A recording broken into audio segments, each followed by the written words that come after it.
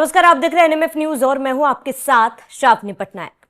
जहां भारत पाकिस्तान के बीच तनावपूर्ण स्थिति के बाद भारत सरकार की तरफ से, भारत की सेना की तरफ से ऑपरेशन सिंदूर चला गया और ऑपरेशन सिंदूर के जरिए मुंह तोड़ जवाब पाकिस्तान को दिया गया। अब तब की बात करें तो पूरा विपक्ष एक साथ खड़ा था, ऑपरेशन सिंदूर की सराहना की, भारतीय सेना की सराहना की, लेकिन अब वही विपक्ष यूटर्न मारते हुए नजर आ रहा है। खासतौर पर अगर हम नेता प्रतिपक्ष राहुल गांधी की बात करें तो राहुल गांधी लगातार कई कदमों पर सवाल उठा रहे हैं, भारत सरकार के फैसलों पर सवाल उठा रहे हैं और इसके साथ ही ऑपरेशन सिंदूर से जुड़े कई मुद्दे एक एक करके राहुल गांधी सामने लेकर आ रहे हैं और सवाल पूछ रहे हैं।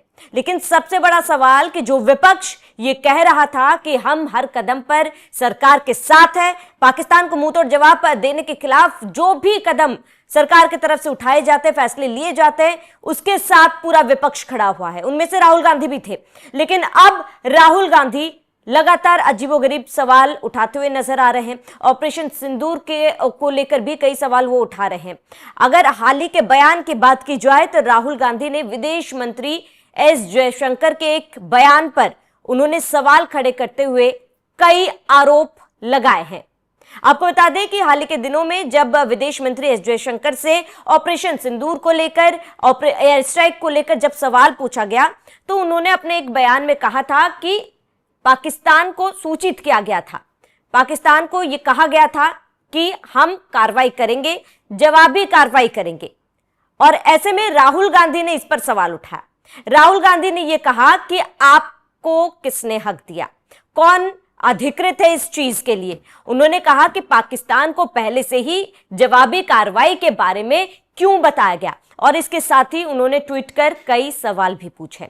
राहुल गांधी का वो ट्वीट हम आपको दिखा रहे हैं, वो जहां पर राहुल गांधी ने एस जयशंकर से, भारत सरकार से, एमईए से सवाल पूछा। ये ट्वीट राहुल गांधी ने करते हुए पूछा कि किसने ये ऑथराइजेशन दिया है, कौन अधिकृत है कि विदेश मंत्री ने इस तरीके का बयान दिया है।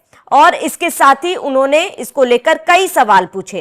कांग्रेस सांसद ने, राहुल गांधी ने मंत्री जयशंकर का एक वीडियो क्लिप शेयर किया और लिखा कि हमारे हमले की शुरुआत में पाकिस्तान को जानकारी देना एक अपराध है। इस चीज को उन्होंने क्राइम बताया। इसके साथ ही विदेश मंत्री ने सार्वजनिक रूप से स्वीकार किया है कि भारत सरकार ने ऐसा किया। दो सवाल राहुल गांधी ने पूछे। सबसे पहला सवाल, इसे किसने अधिकृत किया। दूसरा सवाल उन्होंने पूछा, इसके परिणाम स्वरूप हमारी वायुसेना ने कितने विमान खो दिए। जिसके बाद आपको बता दें एमईए की तरफ से राहुल गांधी को जवाब मिला है, जहां विदेश मंत्रालय की तरफ से कहा गया कि विदेश मंत्री एस जयशंकर ने कहा था कि हमने पाकिस्तान को शुरुआत में ही चेतावनी दी थी, जो कि ऑपरेशन सिंदूर के शुरू होने के बाद का शुरुआती चरण है। इसे गलत तरीके से पेश किया जा रहा है और शुरुआत से पहले की बात यह है, तथ्यों को पूरी तरीके से गलत तरीके से पेश किया जा रहा है।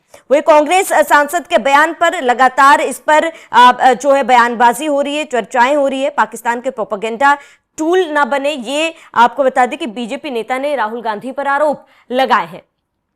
अब सबसे बड़ी बात, एमईए की तरफ से जब सफाई दी गई, उन्होंने कहा कि राहुल गांधी तथ्यों को तोड़ मरोड़ कर पेश कर रहे हैं, जो वो दिखाना चाहते हैं ऐसा कुछ भी नहीं है। जो बयान एस जयशंकर ने दिया था उसका मतलब यह था कि पाकिस्तान को लगातार हम चेतावनी दे रहे थे कि सुधर जाओ वरना भारत जवाबी कार्रवाई करेगा।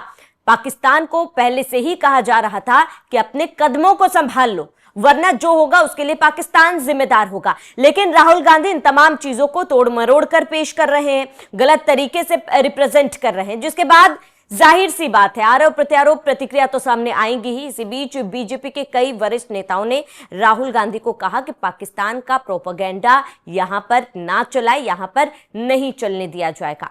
अब इन तमाम चीजों के बीच ये बड़ा सवाल है कि राहुल गांधी अगर इस तरीके से ऑपरेशन सिंदूर को लेकर सवाल उठाएंगे तो क्या वो सही है। ऑपरेशन सिंदूर अब केवल एक नाम नहीं है, केवल एक एयर स्ट्राइक नहीं है। ऑपरेशन सिंदूर लोगों के जज्बातों से जुड़ा हुआ है। लोग इससे इतना जुड़ाव महसूस कर रहे हैं कि वो भारत सरकार ने जो फैसला लिया था एयर स्ट्राइक को लेकर, साथ ही भारतीय सेना ने जिस तरीके से प्रिसाइजली ऑपरेशन सिंदूर को अंजाम दिया था, काबिले तारीफ था। और इसके साथ ही आपको बता दें कि इसको लेकर राहुल गांधी का सवाल पूछना ये वाकई में हैरानी की बात है। जब ऑपरेशन सिंदूर को अंजाम दिया गया तो राहुल गांधी ने कहा था कि भारतीय सेना को हम सैल्यूट करते हैं, भारतीय सेना पर हम गर्व करते हैं, लेकिन अब उसी चीज पर आप सवाल उठा रहे हैं। ऑपरेशन सिंदूर का अंजाम दिया गया था, इसमें भारतीय सरकार, भारतीय सेना और तमाम जो जवान है, सबका एक मिला जुला ऑपरेशन सिंदूर जो है वो एक अंजाम पाकिस्तान को देखना पड़ा था। लेकिन अब जब सवाल राहुल गांधी की तरफ से पूछे जा रहे हैं, क्या ये सवाल उनका पूछना जायज है?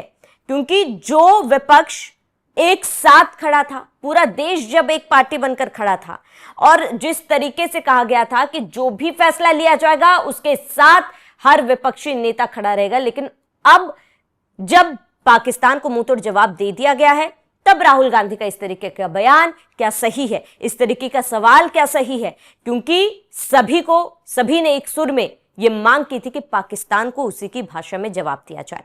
अब जब भाषा में जवाब दिया गया तो राहुल गांधी का यह अजीबोगरीब बयान, सबसे बड़ा सवाल ये कि क्या हर मामले में राजनीति करना सही है?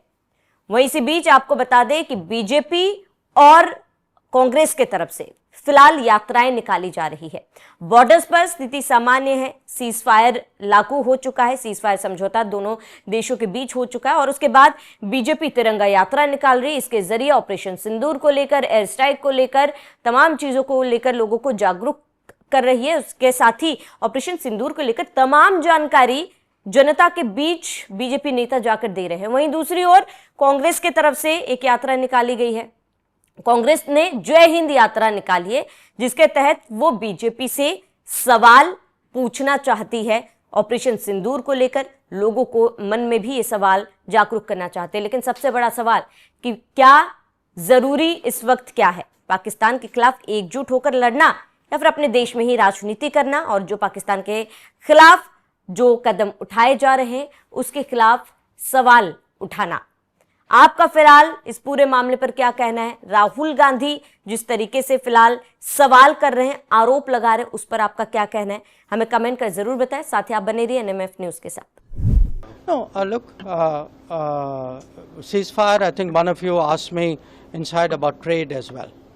On the ceasefire, I mean what you call ceasefire, we call cessation of firing and military action. We achieved the goals which we set out to do by destroying the terrorist infrastructure in Bahawalpur, Muridke, Muzaffarabad and other places.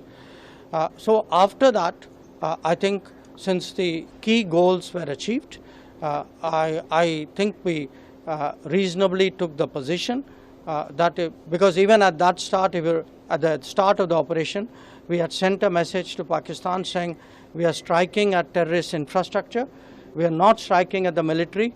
So the military has an option of standing out and not interfering in this process. They chose not to take that good advice. Now, once they got hit as badly as they did on the morning of May 10th, and all of you have seen the today the satellite pictures which actually bring out very graphically how much damage we did.